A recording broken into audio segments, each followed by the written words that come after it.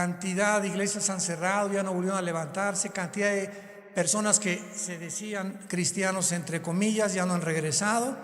Dios está limpiando completamente a su pueblo para que los que sean y se van a quedar estén listos o estemos listos para los tiempos que vamos a enfrentar tal vez este año o los próximos meses, y podamos mantener la esperanza a la que todos hemos sido llamados hasta el fin. Les comunico también que Marta y yo ya somos abuelitos otra vez. Tenemos a nuestra nietecita que nació hace un mes, Ana Sofía, de nuestra hija Natalia, y pues mi esposa ya ni me pela. ¿Verdad? Ahorita nada más, ahorita ella es está como Pepita en comal Marta, con la nieta. Gracias a Dios. Les pedimos que oren por ella y también que podamos nosotros continuar siendo sostenidos por el poder de Dios. Abran sus Biblias en el capítulo 13 del libro del Apocalipsis. Hemos iniciado en la conferencia anterior, que se las recomendamos bastante, esta serie titulada El falso profeta y la imagen de la bestia. Me encanta cuando veo a muchos de ustedes tomando notas y apuntando versículos y palabras en el griego y en el hebreo, porque es la forma de estudiar, no solamente de oír. El falso profeta y la imagen de la bestia. La Biblia nos describe, y así termina en las últimas páginas de la Biblia, la historia de la humanidad, revelándonos que se van a levantar tal vez este año o el año que entra, pero estamos bastante cerca de que esto acontezca. Dos personajes siniestros, sanguinarios, crueles, sin compasión, sin amor por la humanidad, sin sentimientos. Dos monstruos que el Espíritu Santo, no encontrando un nombre para poder definirlos, el Espíritu Santo usó el nombre o el término de bestias. Y en el capítulo 13 del Apocalipsis encontramos a estas dos bestias. Y cuando estamos hablando de bestias, estamos hablando de que son una mezcla animal-ser humano.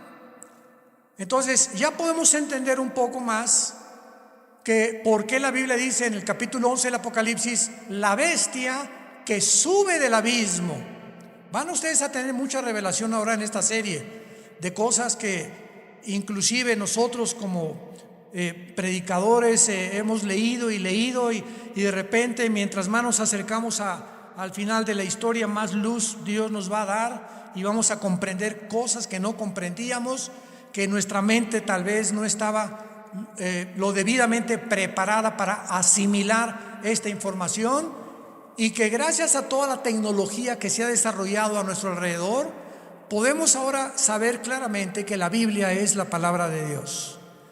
Porque ¿cómo pudo el apóstol Juan escribir hace 2000 años que vendría el tiempo cuando el dinero en efectivo iba a desaparecer? Porque si viene el tiempo cuando nadie va a poder o comprar sin una marca en la frente o en la mano derecha, es porque el dinero en efectivo tenía que ser eliminado. Ya Suecia es uno de los países donde ya el dinero en efectivo no se usa. Y en Estados Unidos, no se imaginan ustedes, ahora que volé Dallas, Houston, México, el aeropuerto de Houston, todos los restaurantes tienen computadoras, todos, con una maquinita donde metes tu tarjeta. Ninguno te acepta efectivo, ni tiendas ni restaurantes. Entonces nos estamos aproximando claramente a lo que fue escrito aquí en la Biblia, para que abramos los ojos y nos demos cuenta que hasta esta época que tú y yo estamos viviendo, estas profecías, por la tecnología que se ha inventado del internet, de los microchips y de todo esto que nos rodea actualmente, del famoso Discovery Valley y todo el famoso zona en California donde está todo internet, YouTube, Twitter, Facebook, etcétera, etcétera, las profecías bíblicas se tenían que cumplir. Entonces estos dos hombres llamados bestias, uno es el anticristo, versículo 1, me paré sobre la arena del mar y vi subir del mar una bestia, y en el versículo 11, después vi otra bestia que subía de la tierra. El primero subió del mar y la segunda de la tierra. ¿Por qué? Porque en el fondo del mar se encuentra, no al tocar el fondo del mar, sino debajo, casi en el centro de la tierra, se encuentra lo que la Biblia llama el abismo, que es la prisión que los demonios tenían temor cuando Cristo los echaba fuera de los seres humanos, que fueran enviados al abismo. Y en el abismo, ¿verdad?, está el Hades, que es el infierno, es otra de las puertas o compartimentos. En otro compartimento del Hades está el Tartarus, que es la prisión de los ángeles caídos. Y cuando la Biblia se refiere, por ejemplo, en Isaías 27, versículo 1, el dragón que habita en el mar o la serpiente voladora que está en el mar, nos damos cuenta por qué. 2/3 partes del planeta Tierra son agua. 2/3 partes del mundo en que tú y yo vivimos son agua. 1/3 parte nada más es tierra. ¿Nunca te has preguntado por qué predomina el agua? ¿Por qué hay más agua que tierra? Son preguntas válidas. Señor, yo le hace mucho tiempo, ¿verdad? ¿Por qué 1/3 parte? ¿Por qué no 2/3 partes? Bueno, para eso tenemos que entender que antes de que el planeta Tierra fuera otra vez recreado y pudiera ser restaurado, antes de que tú y yo y Adán y Eva fueran puestos en el huerto del Edén, el planeta Tierra fue ocupado antes que nosotros por los ángeles caídos. Como lo dice Ezequiel capítulo 28, Ezequiel capítulo 31, el capítulo, versículo 1 y 2 del libro del Génesis, etcétera, etcétera. Entonces Dios juzgó el mundo anterior y vemos que el versículo 1 del Génesis dice: en el principio Dios creó los cielos y la tierra. Bereshit Elohim ha-hamayim ha-eretz, en el hebreo. Son 7 letras en el hebreo para el versículo 1 del Génesis, y en medio de las 7 letras está el menorá, la letra con la que se descubre el menorá en el hebreo. Impresionante esto. Pero en el versículo 2, ¿qué dice? Y la tierra se convirtió. Unas traducciones le ponen: y la tierra estaba desolada y vacía. El Espíritu de Dios se movía sobre las aguas y sobre la faz del abismo. Y la tierra aparece en el versículo 2 cubierta de agua, completamente cubierta de agua. En el versículo 1 la palabra tierra, eretz, de Enrique, R-E-T-I-Z, eretz, apúntala, es tierra seca. Y en el versículo 2 nos encontramos que algo sucedió con el planeta Tierra, que se descompuso originalmente, porque la tierra del versículo 1 del Génesis capítulo 1 es la tierra original en el principio. El verbo era en el principio. 1 Juan capítulo 1, lo que era desde el principio. ¿Qué principio? En el principio de la creación del tiempo, el espacio y la materia. Es el principio del cosmos. Pero algo pasó con la tierra que se llenó, porque Dios no creó originalmente ni con agua ni oscuridad cubría la tierra. La oscuridad es el símbolo en toda la Biblia del pecado y de la dimensión de Satanás. Entonces la tierra es recreada. Dios pone a la primer pareja, Adán y Eva, y por eso podemos entender que 2/3 partes de la tierra quedaron cubiertas por el agua, y Dios determinó que solo 1/3 parte de la tierra fuera habitada, por causa de que Dios sabía en su omnisciencia que mientras más seres humanos hubiera, si hubiera el 60% de la tierra ocupada por nosotros, o una tercera parte de la tierra con agua, ya el ser humano no existiría, ya nos hubiéramos autodestruido. Si con una tercera parte que tenemos de la tierra dicen que no cabemos, semejante barbaridad, ¿cómo que no cabemos? Bueno, que las ciudades, pero hay millones de hectáreas todavía que se pueden colonizar y establecer, pero el hombre desobedeció a Dios desde la Torre de Babel y se juntaron en las ciudades. Bueno, esta es la razón por la cual en el versículo 1 de Apocalipsis 13, el anticristo sube del mar, porque va a ser una bestia o un principado caído que se va a meter en el anticristo. Entonces, síganme con mucho cuidado, el anticristo va a ser un hombre bestia, un hombre animal. ¿Y Cristo qué fue? Un hombre Dios. Cristo tenía la naturaleza humana y Cristo era divino. El Cristo que comió, el Cristo que sufrió, el Cristo que lloró, el Cristo que tenía que dormir, el Cristo que se enfrentó a las tentaciones, fue el Cristo humano, fue en su humanidad. El Cristo que murió en la cruz fue el Cristo humano. Dios no puede morir.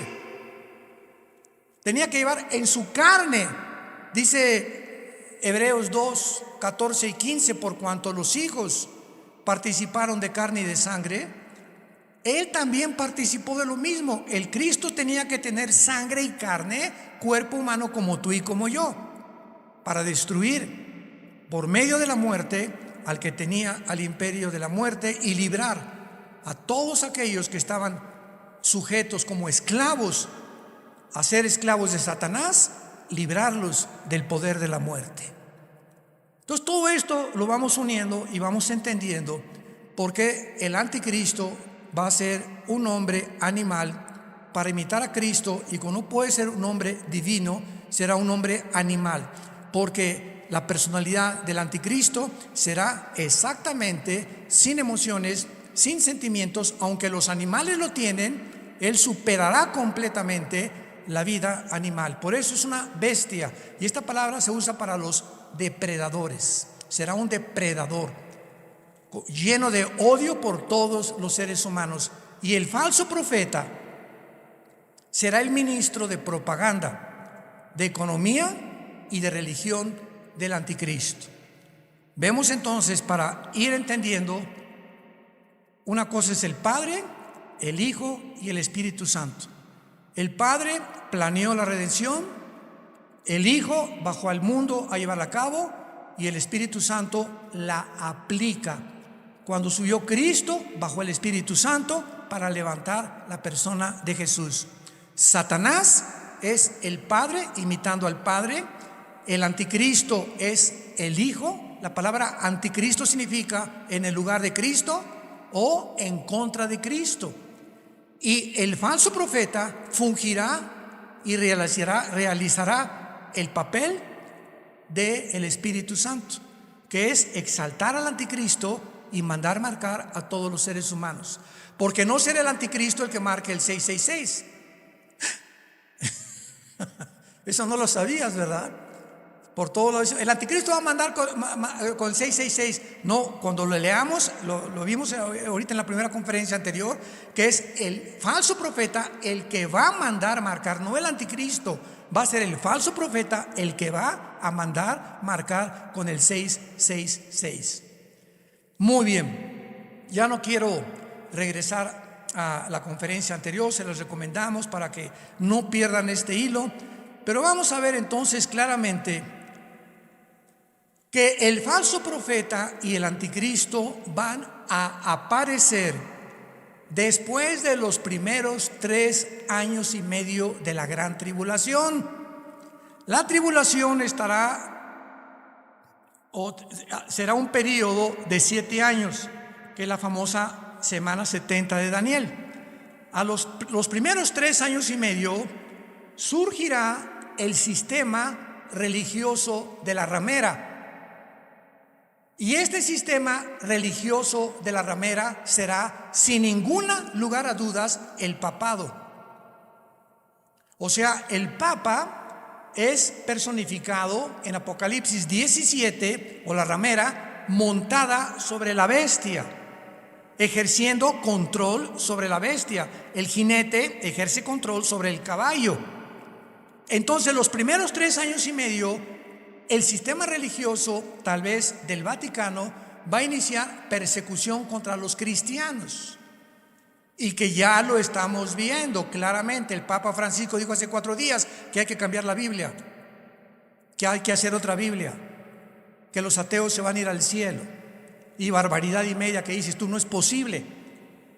Ahora, como él tiene 85 años, él no puede ser el falso profeta, porque el falso profeta va a entrar, sígame con mucho cuidado. Al terminar los primeros 3 años y medio, dice Apocalipsis 17, que los 10 cuernos o los 10 gobiernos del anticristo van a quemar Roma. Lo mismo que hizo Nerón en el siglo I de la era cristiana. Y Nerón quemó Roma y le echó la culpa a los cristianos, para echarlos al Coliseo romano y que murieran como mártires. Entonces, la ramera, el sistema religioso, va a perseguir a los cristianos durante 3 años y medio. A los 3 años y medio que faltan, ahí es el tiempo. Esto es importantísimo para que tengamos la cronología clara. Los últimos 3 años y medio le pertenecen al anticristo y al falso profeta. Y el anticristo y el falso profeta aparecen en el Apocalipsis juntos, siendo echados al lago de fuego. Por eso el falso profeta no es el sistema religioso, ni es el Papa, ni el Papa es el falso profeta. Mantengan esto en tu estudio. El Papa no es el falso profeta. El falso profeta entra hasta los 3 años y medio. Si fuera el Papa tendría que continuar durante 7 años con el Vaticano, y entonces no podría el anticristo proclamarse como Dios. Pero como el anticristo va a proclamar como Dios y ya usó el sistema religioso, van a quemar Roma, y entonces viene el falso profeta y el anticristo para ser adorados como Dios. ¿Me van siguiendo? Más les vale. Veamos claramente estos 3 años y medio finales que se mencionan en la Biblia 4 veces. El primero en Daniel 12, versículo 7. Dichosos los que trajeron su Biblia. Daniel 12, 7. Oí al varón vestido de lino que estaba sobre las aguas del río, el cual alzó su diestra, o sea, su mano derecha, y su siniestra al cielo, las 2 manos, y juró por el que vive por los siglos, que será por Moed y Chetzi Moed en el hebreo, que se tradujo por tiempo, tiempos y la mitad de un tiempo. Moed, Chetzi Moed, que son 3 años y medio. Y aquí está profetizando el ángel claramente que el tiempo en el cual, porque se preguntó anteriormente cuánto va a durar esta persecución y estas maravillas, tiempo, tiempos y la mitad de un tiempo. Ahora vayamos al libro de Apocalipsis y veamos en el libro de Apocalipsis las veces en que aparece la frase, aparece de 3 maneras. Aparece como 1260 días, que son 3 años y medio, como 42 meses, que son 3 años y medio, o como 3 años y medio. Número 1, Apocalipsis 11, versículo 2. El patio que está fuera del templo, son órdenes que le da el ángel a Juan, déjalo aparte y no lo midas, porque ha sido entregado a los gentiles y ellos hollarán la ciudad santa. ¿Cuánto tiempo? 3 años y medio. Si lo quieres poner ahí en tu Biblia a un lado, 3 años y medio. Cuando juntamos estas 3 referencias de los 3 años y medio, nos damos cuenta cuándo el anticristo va a gobernar, cuándo el falso profeta va a gobernar, y cuando aquí se le dice a Juan por primera vez que el patio del templo, o sea, aquí ya el templo tiene que estar reconstruido, porque va a ser medido, que significa, va a ser juzgado, y que los gentiles, los que no son judíos, lo van a pisotear. Y aquí es a la mitad de la semana 70 o de los 3 años y medio que el anticristo entra a Jerusalén. Antes posiblemente los cuarteles generales del anticristo estén en Roma, y de ahí se traslade a Jerusalén, y los últimos 3 años y medio los vivirá, ejercerá desde Jerusalén el control económico de la religión y de la política de la mayor parte del planeta Tierra. Segunda vez que aparece esta misma cantidad en Daniel 12, versículo 6. Y la mujer huyó al desierto, donde tiene lugar preparado por Dios. Acuérdense que la mujer es Israel. Ya lo explica el versículo 1 y 2 de este capítulo. La mujer huyó al desierto, donde tiene lugar preparado para Dios, para que allí la sustenten. ¿Cuánto tiempo? 1260 días. Estos 1260 días o 3 años y medio son los últimos 3 años y medio de la tribulación, porque ahí a los 3 primeros años y medio, a la mitad de la tribulación, cuando la ramera ya fue quemada, la ciudad del Vaticano fue quemada, ahí comienza la persecución contra Israel. Mateo 24:15, Jesús les dice: cuando veáis la abominación desoladora que mencionó el profeta Daniel, los que estén en Judea, huyan, corran, sálganse, y no dejen, si tienes dinero, deja todo, porque habrá tribulación como jamás la ha habido en la historia de la humanidad. ¿Cuándo comienza esta advertencia y cuándo el anticristo comienza a perseguir a los judíos? A los 3 años y medio. Después de estos 3 años y medio, él inicia la persecución, pone la abominación desoladora y todas las cosas que vamos a estudiar. Y finalmente, Apocalipsis 13, versículo 5. Y también está hablando del anticristo, de la bestia. Se le dio boca que hablaba grandes cosas y blasfemias, y se le dio autoridad para actuar. ¿Cuánto? 42 meses, 3 años y medio. Entonces el anticristo no va a gobernar 7 años. Ya está aclarándose la situación, ¿verdad? La Biblia es clarísima. Se le dieron nada más al anticristo para perseguir, establecerse como Dios, quemar la ramera, etc. Solamente 3 años y medio que serán, y se llama la gran tribulación, que es el tiempo que posiblemente de la última trompeta y las 7 copas de Apocalipsis 16, que es el final de la ira de Dios. Entonces, si el anticristo tiene solamente 3 años y medio, los primeros 3 años y medio de la semana 70 de Daniel, ¿quién va a gobernarlos o cómo pueden aparecer? Ahí está la gran ramera en Apocalipsis 17, montada sobre la bestia, que es el anticristo. Ya vamos caminando un poco más lejecitos, ¿verdad? Ya vamos entendiendo un poco más las profecías maravillosas de la palabra de Dios. Ahora regresamos a Apocalipsis 13 y vean ustedes en el versículo 11 que se describe a este falso profeta, que no es el Papa, es otra cosa. Y esto al final de la serie lo vamos a ver, nos vamos a sorprender quién será el falso profeta. No va a ser el Papa va a ser el jefe o el sistema religioso de la ramera, que a los primeros 3 años y medio va a desaparecer, van a ser quemados, Roma va a ser quemada, y ya el falso profeta aparece hasta los últimos 3 años y medio con el anticristo. Dice Apocalipsis 13:11, vi otra bestia que subía de la tierra, y vean la apariencia del falso profeta. Tenía 2 cuernos semejantes a los de un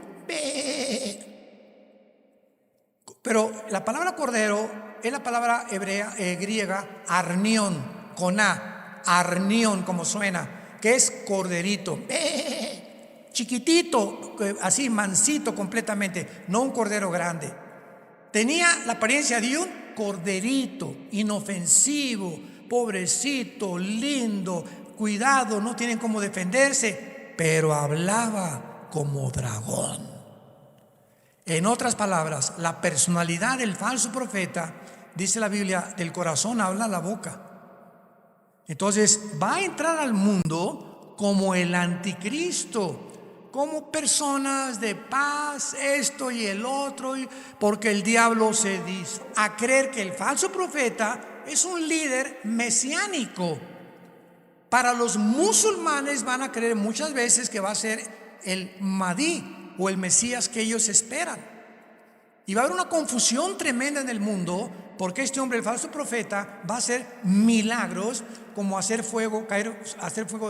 caer fuego del cielo a la tierra. Va a hacer maravillas que el mundo se va a sorprender. El anticristo va a ser apuñalado, lo van a herir de muerte con una daga. ¿Cómo sabemos que va a ser con un arma blanca? Porque la palabra spaso, con ese al principio, spaso significa herida con arma blanca, que es la palabra que se usa para los clavos y la lanza que atravesó a Jesucristo en la cruz. Y va a ser recuperado el anticristo y va el mundo a sorprenderse. ¿Cómo es posible que el anticristo pueda revivir? Que tiene poder sobre la muerte. No, este tiene que ser el Mesías forzosamente. Muy bien. Ahora, más adelante se nos revela que este falso profeta va a estar involucrado profundamente con la dimensión satánica, por lo cual el clásico escenario es de lobo disfrazado de oveja. Iniciará su ministerio como una oveja, como todos los que se han dicho libertadores o dictadores o líderes falsos religiosos de la historia. Todos aparecen con la bondad y esto y el otro, y promete esto, y la gente sin discernimiento son engañados como el pez debajo del mar. Ve el anzuelo, si el anzuelo no tuviera una carnada, el pez no sería atraído y seducido. Entonces es lógico que Satanás use una carnada, algo que nos atraiga y nos seduzca en las pasiones desordenadas que tú y yo tenemos habitando dentro de nosotros. Dice Santiago capítulo 1: cuando alguien es tentado, no diga que es tentado de parte de Dios, sino que es tentado cuando de sus propias concupiscencias. La palabra concupiscencia, apúntala, aparece muchas veces en el Nuevo Testamento, significa pasiones desordenadas. Ese animal que traemos dentro, dicen que ese animal se le abre la jaula con 3 copas de alcohol. Con 3 copas de alcohol, tú ya no eres tú ni soy yo. De repente cambia todo, nos volvemos machos, cantamos las canciones de Jorge Negrete, y por aquí, tráigame la del esto y el otro, y viene un cambio en nuestro carácter, en nuestra personalidad. En las mujeres, con 2 o 3 copas de alcohol, ya perdiste, mamacita. Por eso todos tus novios te van a llevar a una disco y te van a hacer que tomes nada más una copita. Si tomas una, tal vez te tomes 2, si tomas 2, tomas 3. Si tomas 3, ya no eres dueña de tu persona. Fuiste atraída y seducida. Y dice Santiago, y la concupiscencia, una vez que da a luz al pecado, y el pecado da luz a la muerte. Entonces, nadie cae en tentación de la noche a la mañana. La tentación la tienes enfrente, y si te le quedas mirando, ¿qué está pasando? Estás siendo atraído hacia ella. Si no quita los ojos, ya no hay nada que te jale, tanto un hombre como una mujer. Somos atraídos, y si nos dejamos atraer, entonces somos seducidos. Y una vez que somos seducidos, dice la Biblia, las pasiones dentro de nosotros, hace cuenta, nos embarazamos. Dice, da a luz el pecado. Las concupiscencias dan a luz el pecado, nos embarazamos del pecado, y el producto que sale es la muerte y la separación de Dios. Entonces, esto es lo que el falso profeta va a hacer. Nos tienen estudiando 6,000 años atrás de historia, y Satanás sabe lo que a ti y a mí nos atrae. y lo que nos seduce a cada uno de nosotros, porque no todos los seres humanos somos seducidos ni atraídos por las mismas tentaciones. Entonces, esto es importante porque también dice que hará descender fuego del cielo. Y dice el versículo 13, hará grandes señales de tal manera que aún hace descender fuego del cielo a la tierra delante de los hombres. Y esta obra sobrenatural tiene antecedentes bíblicos. En el tiempo de Job, cuando Dios le dijo a Satanás: te doy permiso que toques a Job, pero no toques su persona, Satanás levantó un grupo de tribus para que destruyeran sus cosas, y con fuego destruyó también su hacienda y sus propiedades. Satanás tiene el poder del fuego y puede hacer que caiga fuego, que caigan rayos a la tierra. Ignoramos la profundidad y la extensión del poder satánico. Vemos en 2 de Reyes 1, 10, 12 que también hicieron caer del fuego. Y en Apocalipsis 11, versículo 5, Apocalipsis 11, 5, los dos testigos harán caer fuego del cielo. Y como los dos testigos serán antes que el falso profeta le va a decir a la gente: esos dos profetas que matamos en Jerusalén y que van a resucitar a los 3 días, no solamente ellos hacen caer fuego del cielo, yo también lo puedo hacer. Imitando los milagros de los falsos profetas, donde la gente ya marcada con el anticristo lo creerán completamente por las maravillas y milagros que va a desarrollar. Y además este poder sobrenatural lo realizará para quitar la atención de los dos testigos que el anticristo mató, y que ahora la atención esté sobre su persona. Y tal vez diga a la gente estas palabras: cualquier cosa que hicieron los testigos, ¿verdad?, este hombre también lo puede hacer. Así que los dos testigos tal vez no eran ni siquiera profetas de Dios, pues de sus bocas salió fuego para dañar a la gente, pero yo era bendecido también y hacer bien a la humanidad. Y la gente creerá lo que el falso profeta va a desarrollar. Y también se nos revela que hará todas estas señales el falso profeta en presencia del anticristo. Versículo 12: ejerce toda, no poquita, toda la autoridad del anticristo. Y toda esa autoridad que el anticristo va a tener se la dio Satanás. Va a ejercer toda la autoridad, pero no el reino del anticristo.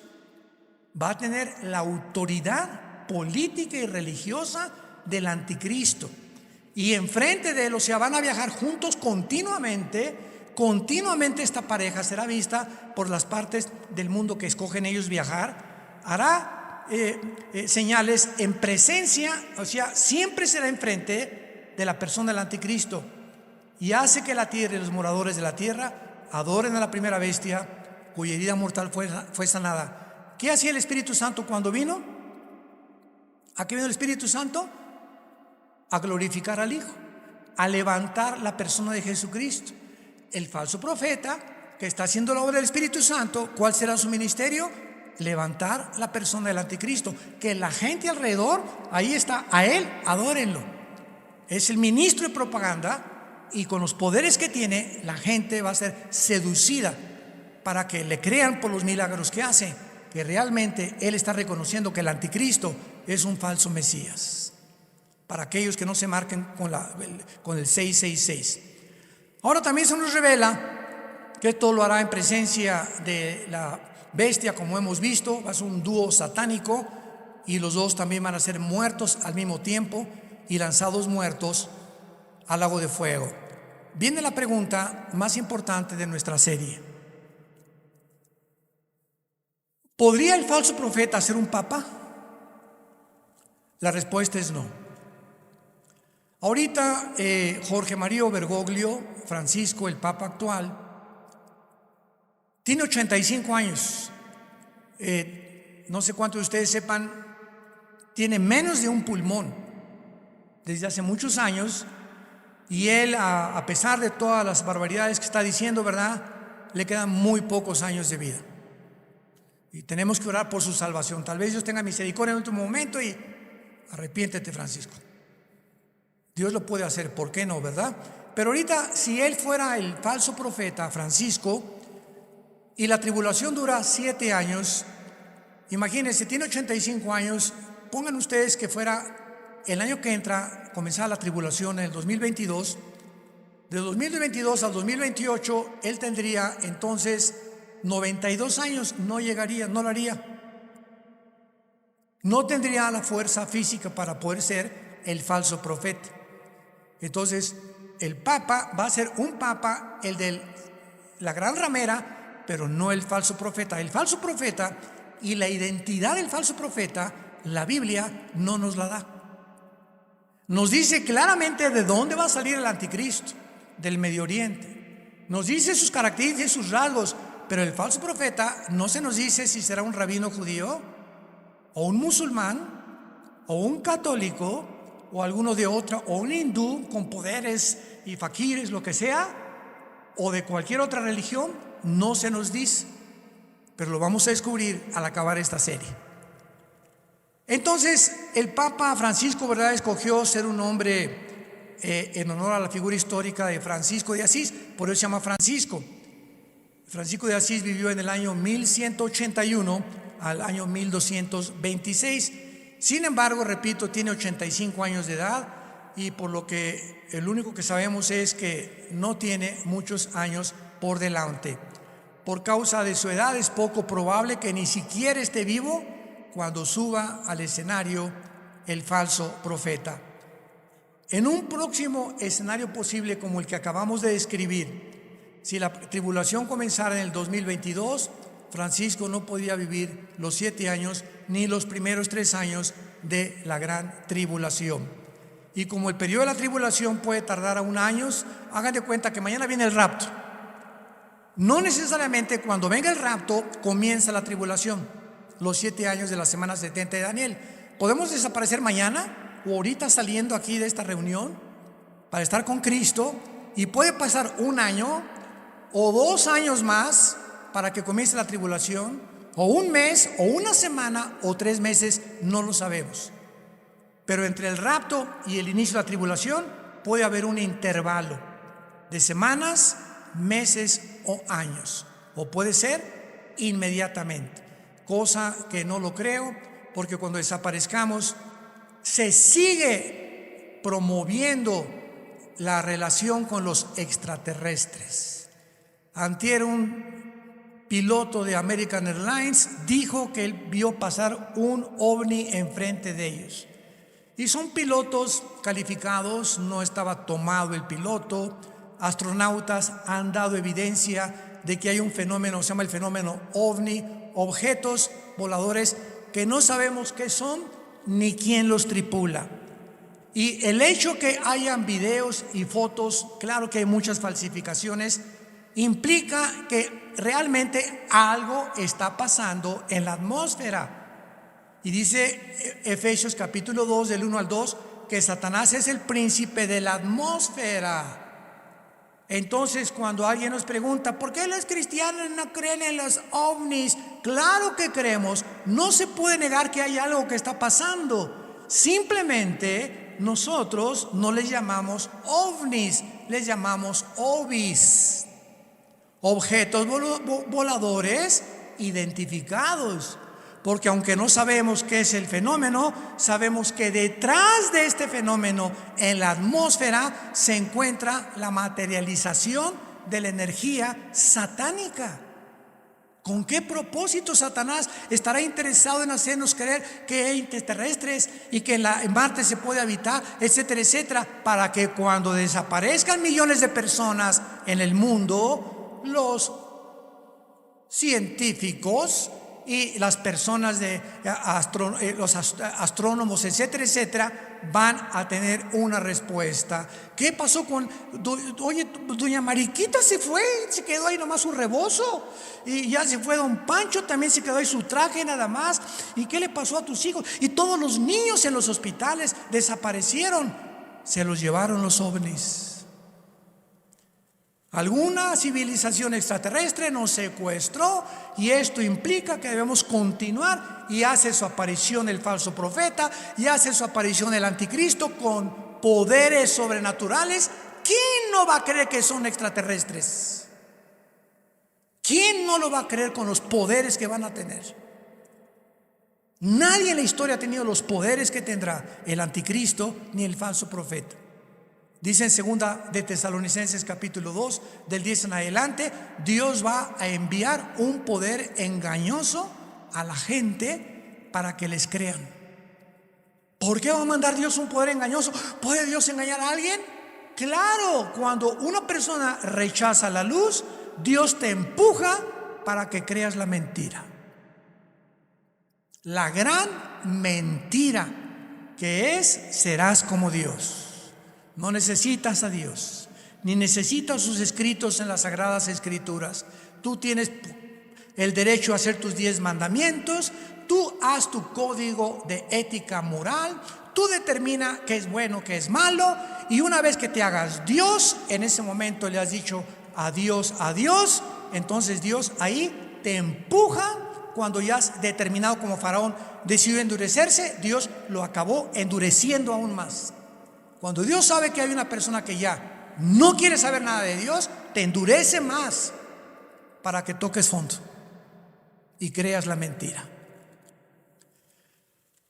Muy bien, y actualmente, ¿verdad? También hay millones de católicos conservadores que no les gusta lo que el Papa Francisco ha hecho, porque se ha vuelto un papa universalista. Es un papa universalista, o sea, ha comenzado a oponerse al catolicismo romano normal. En 1860 se hizo una encíclica para poder establecer que el papa tiene que ser infalible. 1860. En otras palabras, todos los papas que salieran hablan en el nombre de Dios y no se pueden equivocar. Eso se llama la infalibilidad papal. Y nos damos cuenta en los últimos 3, como en los últimos 3, los 3 se han contradecido, pero el que les tapó el monte fue Francisco. ¿Por qué? Bueno, se ha comenzado a oponer al catolicismo católico histórico normal, porque acaba de decir Francisco este año, y lo comenzó a decir el año pasado, que no hay infierno.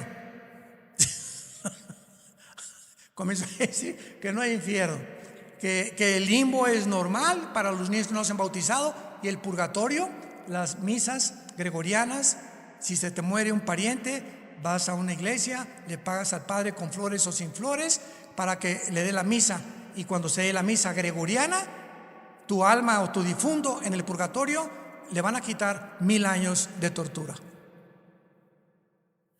Y mientras más misas, más rápido lo sacas a tu pariente del purgatorio.